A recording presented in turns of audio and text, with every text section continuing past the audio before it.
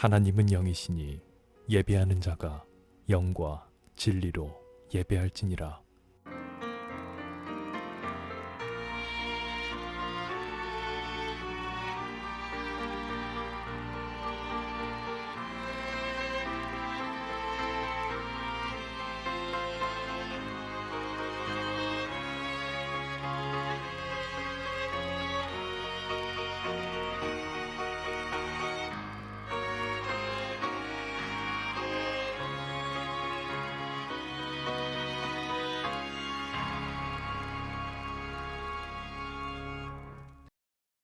나는 전능하신 아버지 하나님 천지의 창조주를 믿습니다.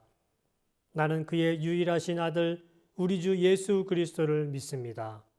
그는 성령으로 잉태되어 동정녀 마리에게서 나시고 본디오 빌라도에게 고난을 받아 십자가에 못 박혀 죽으시고 장사된 지 사흘 만에 죽은 자 가운데서 다시 살아나셨으며 하늘에 오르시어 전능하신 아버지 하나님 우편에 앉아 계시다가 거기로부터 살아있는 자와 죽은 자를 심판하러 오십니다.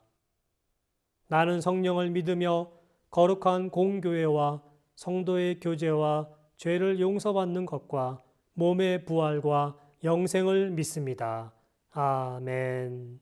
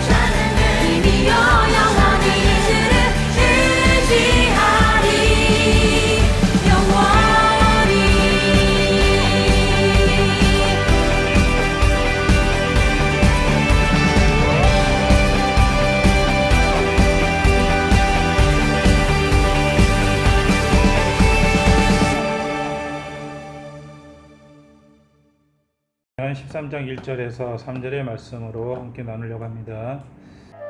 안디옥 교회의 선지자들과 교사들이 있으니 곧 바나바와 니게르라는 시므온과 구레네 사람 루기오와 분봉왕 헤롯의 젖동생 마나엔과 및 사울이라. 주를 섬겨 금식할 때 성령이 이르시되 내가 불러시키는 일을 위하여 바나바와 사울을 따로 세우라. 이에 금식하며 기도하고 두 사람에게 안수하여 보내니라. 사도행전 13장은 사도행전의 새로운 전환점이라고 말할 수가 있습니다. 복음이 예루살렘과 유대를 거쳐 땅끝까지 뻗어가는 데 있어서 복음의 센터가 되는, 중심이 되는 그런 내용이 되겠습니다. 그리고 그곳에는 바로 안디옥 교회가 있었습니다. 그렇다면 안디옥 교회는 어떤 교회였을까 하는 것입니다. 이방인 가운데 세워진 최초의 교회였습니다. 그리고 성도들이 이곳에서 처음으로 그리스도인이라는 이름으로 일컬음을 받게 됩니다. 예루살렘과 유대에서는 교회 형제들이 흉년을 만났을 때 그들을 기꺼이 또한 도와주었고요. 무엇보다도 최초로 이곳에서 선교사가 파송되는 그러한 교회였습니다. 그렇다면 안디옥 교회는 어떤 특징이 있었는가 하는 것입니다. 왜 하나님께서는 이방인의 전처 기지로 안디옥 교회를 선택했는가 하는 것입니다. 거기에는 두 가지의 특징이 있습니다. 첫 번째는 성령이 말씀하시는 교회였다는 것입니다. 먼저 1절은 안디옥 교회의 핵심 멤버들을 소개합니다. 1절에 보게 되면 안디옥 교회에 선지자들과 교사들이 있으니 곧 바나바와 니게르라는 시므온과 고레네 사람 루기오와 분봉왕 헤롯의 젖동생 마나엔과 및 사울이라. 안디옥 교회는 여러 사람들이 모여 있었습니다. 그 여러 사람들은 인종도 달랐고요. 그리고 계층도 달랐습니다. 가진 것도 차이가 많이 났습니다. 그 출신 성분들이 매우 달랐고 또한 인종도 달랐다는 것입니다. 피부색이 검은 사람이었던 시몬이 있었고요. 아프리카 사람이었던 루기오가 있었습니다. 그리고 왕족인 헤롯상의 젖동생인 마나엔이 있었고요. 또한 사도 바울도 있었습니다. 그는 학문과 신앙이 뛰어난 사람이었습니다. 그런데 이런 많은 다양한 계층과 인종이 있는 이곳에 하나님의 놀라운 은혜 가운데서 조화를 이루는 놀라운 모습이 있었다는 것입니다.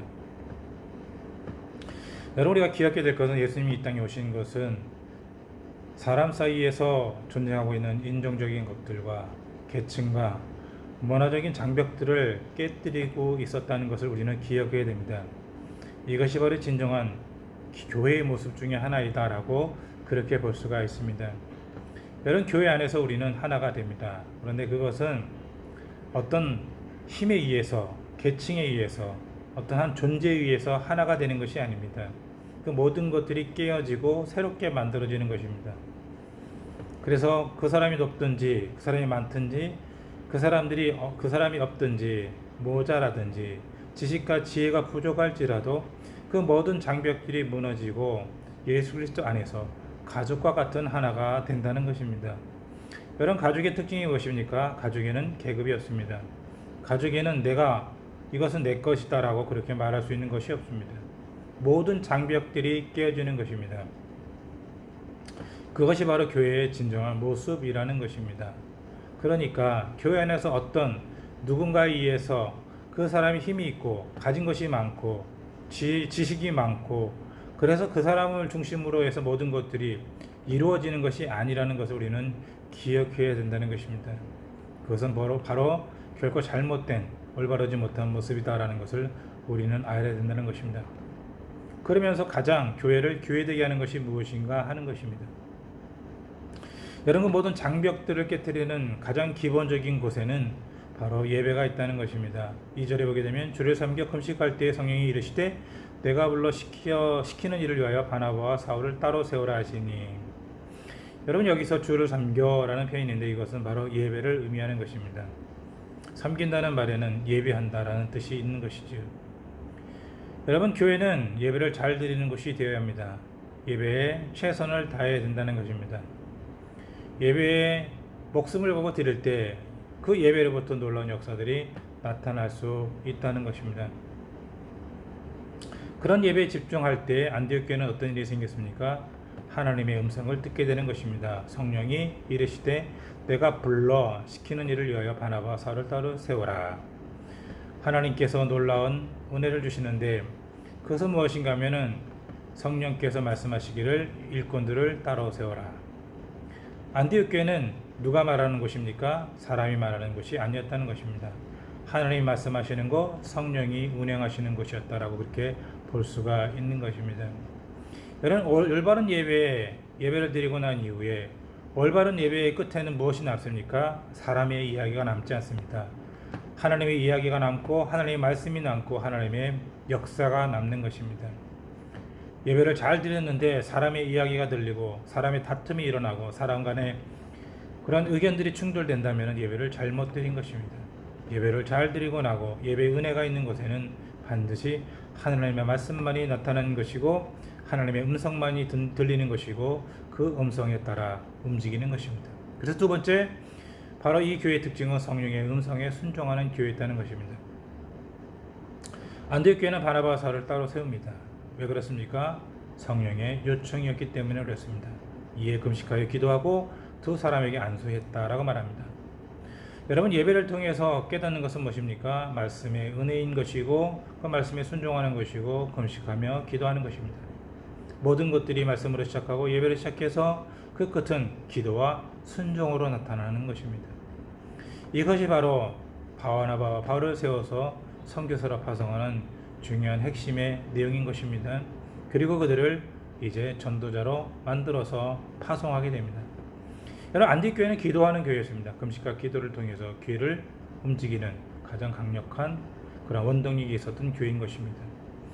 여러분, 우리는 기도를 열심히 합니다. 우리는 열심히 기도했다고 말합니다. 그리고 그렇게 이야기하고 그렇게 많은 사람들에게 그런 부분들을 나누려고 합니다. 그러나 여러분, 기도를 열심히 했다라고 말을 했을 때 그 기도의 다음이 무엇인가 하는 것입니다. 그것은 바로 하나님 말씀에 순종하는 것으로 나타나야 된다는 것입니다. 은혜를 받았기 때문에 그 다음에 나타나야 될 것은 순종이라는 모습이라는 것입니다. 기도를 많이 한 교회가 순종하지 않습니다. 기도를 많이 했다는 사람이 순종하지 않습니까? 그것은 기도를 잘못했다는 것입니다. 여러분, 우리가 이 땅을 살아가는 동안에 가장 강력한 힘은 무엇입니까? 말씀되게 하는 것은 바로 기도요. 그 기도를 통해서 바로 무릎 꿇고 순종하는 것입니다. 여러분, 안디옥 교회 선정의 가장 결정적인 핵심의 내용 가운데는 무엇이 있습니까? 교회의 지도자가 있었습니다. 바로 바나바와 바울이 있었습니다. 여러분, 그들이 왜 최고의 지도자입니까? 그들이 어떻게 모든 사람들의 지도자가 될 수 있습니까? 바로 그들은 성령에 순종하는 사람이었고 말씀에 순종하는 사람이었다는 것입니다. 그들은 논쟁하지 않았습니다. 그들은 이야기하지 않았습니다. 말씀의 은혜가 나타나면 그 말씀에 순종했다는 것입니다. 논쟁하는 일이 아니라 기도하는 일이었고 서로 간에 위아래를 따지는 것이 아니라 바로 서로 간에 섬김으로 나아갔다는 것입니다. 무슨 일이 있을 때 서로 나누는 것에 집중하였고 먼저 내놓는 것에 아낌이 없었다는 것입니다. 그리할 때 놀라운 역사들이 나타날 수 있다는 것입니다.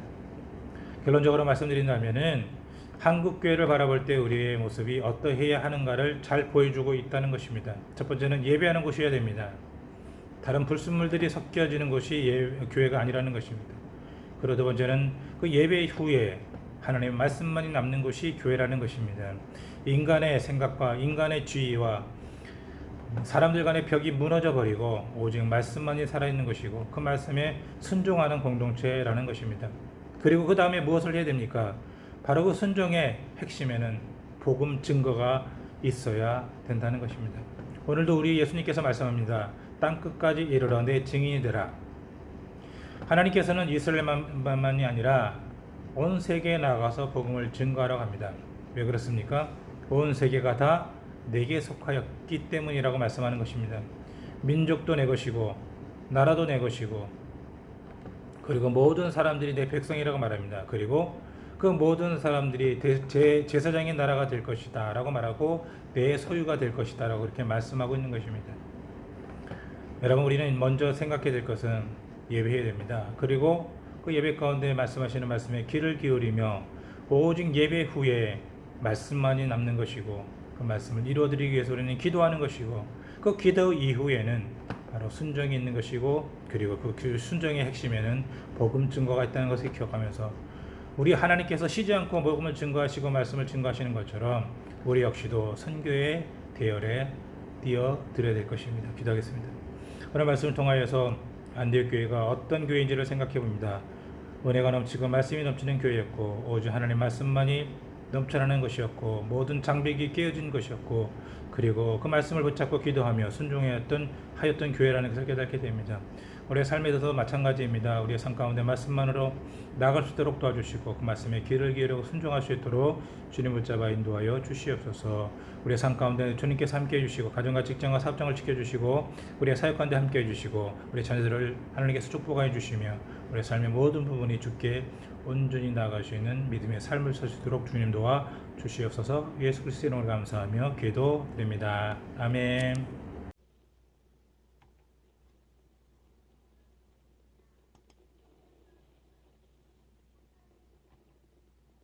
광고하겠습니다. 저희는 온라인 미션 스테이션 처치입니다. 선교를 향해 그리고 선교에 서 있는 교회입니다. 선교사가 돌아가면서 말씀을 전합니다. 다음 주는 장민호 선교사가 말씀을 전합니다. 모든 헌금 후원금은 선교를 위해 사용합니다. 복음을 전하는 것이 세상 사람들에게는 어리석은 일 같아 보입니다. 그러나 전도는 주님을 기쁘게 하는 사역입니다. 전도에 미련한 것으로 하나님의 능력이 세상에 나타납니다. 기도하며 감사와 기쁨으로 잘 감당하는 주님의 사람들이 되시기 바랍니다. 주님께서 가르치는 기도로 기도하고 마치겠습니다.